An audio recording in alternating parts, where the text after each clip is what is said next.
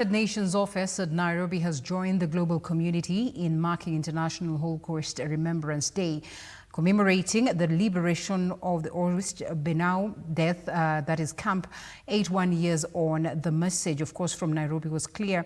Remembrance is not just about the past, but a warning for the present as well as the future. Our reporter Michelle Mwangi has the story. Every year on the 27th of January, the world pauses to remember one of the darkest chapters in human history, the Holocaust.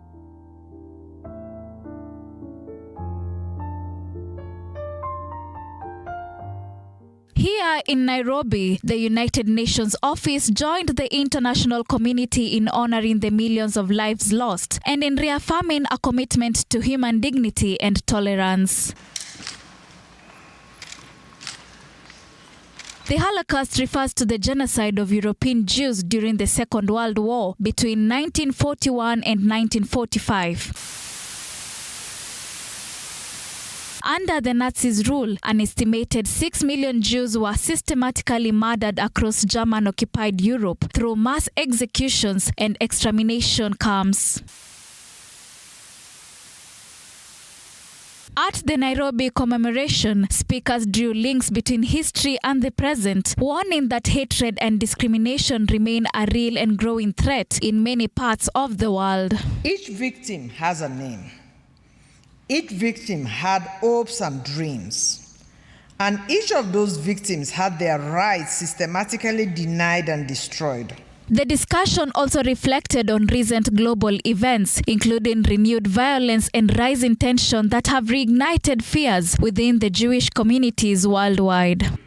On the very happy Jewish holidays of Simchat Torah and Shmini Atzeret, when 1,220 Israelis were brutally murdered by Hamas, the most Jews killed anywhere in the world since the Holocaust.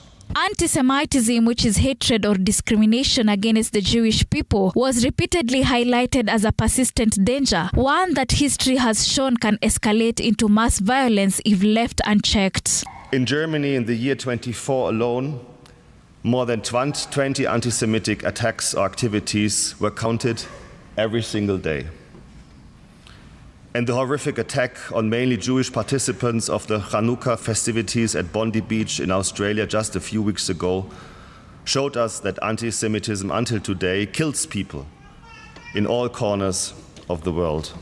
Following the event, I spoke exclusively with Israel's ambassador to Kenya, Gideon Beha, on the global rise of anti-Semitism and the urgent need for collective action. The Holocaust has lessons for humanity in general. You know, after the Holocaust, we have said, or have been saying, never again, that it will never happen again. But we see today that, first of all, anti-Semitism is rising dramatically around the world. Jews are being attacked, like in Bondi Beach in Australia, in other places. And we see also other genocides and atrocities like the Rwandan genocide, like the Darfur genocide, like the Khmer Rouge genocides in Cambodia. So it's very important to remember the Holocaust and to be aware of the Holocaust, to learn it and to study it, so we, as humanity, will not repeat it again. He also spoke about the urgent steps needed to combat it worldwide. Very firm action by governments worldwide to stop anti-Semitism. Whenever anti-Semitism happens, it should be stopped. Much more effort should be put into enforcement of stopping hate crimes, anti-Semitism included, racism included, discrimination included. I think also a lot of effort has to be put into education. This is a very important tool. It's not the only tool, but it is a very important tool.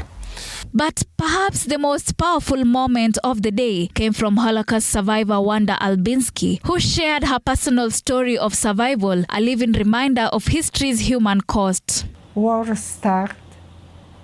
German came in 1939, came to our place. First thing what they did, they took away my home. They just tell us to get away. They invade the factory. They just want to control it. And we stay with my mother in small flat in Kutno, because she was at this time work as a doctor, because it was a big fight between Polish army and German invasion. It was just a disaster. A lot of children were hungry, dying on the street of this ghetto. It was many thousand, million people in small amount of land, because it was part of Warsaw. And when asked whether forgiveness is possible after such suffering, her response was measured, reflective, and deeply human. Whatever you say, I will never forgive the loss of my mother, because she looked after Jewish people, and she went in Treblinka in this gas chamber with them. She even left her own children to Polish friends, and I never have family because of German. Then I never forget, I don't know, maybe they are good German. Now, you know, I don't have anything against them. But what they did in Poland, it was atrocity. As the United Nations unites with the world to honor International Holocaust Remembrance Day, it is a clear call to say never again and to stand united against anti-Semitism in all its forms. Michelle Mwangi for TV 47, Nairobi.